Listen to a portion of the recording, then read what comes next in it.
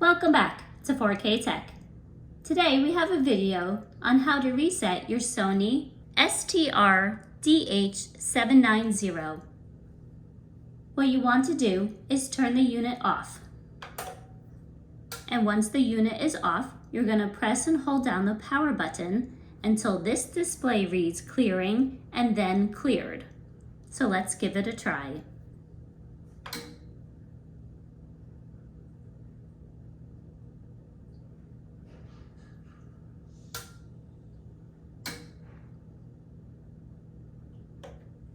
And there we go. This will do a hard software reset on your Sony amplifier.